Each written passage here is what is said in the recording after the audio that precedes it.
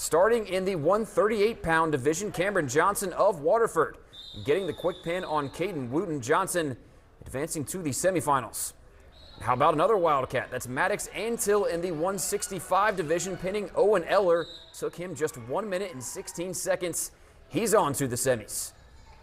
Checking in on Athens and freshman Gavin Campsey in the 144 division. He's going to get the decision over Logan Ellis, 12-10 in the quarterfinals. A Warrior making quick work of a Bulldog here. Gavin Cox pinning Noah Vasquez in the 5th place match of the 190 division. Speaking of quick work, Eli Vessels pinning James Thomas. Took him less than 2 minutes, advancing to the semifinals. Another Marietta Tiger, Teddy Bauer in the big boys division, 285. Working hard against Logan's Cameron Armstrong. A hard-fought win by decision there, 3-0.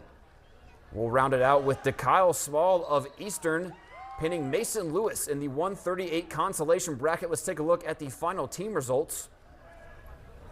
Logan takes first place with 215.5 total points. Nelsonville York grabs second with 208.5 points. Philo finishes third, Morgan in fourth, and Waterford rounds out the top 5 with 125. And Marietta just misses the top 5 with 122 points.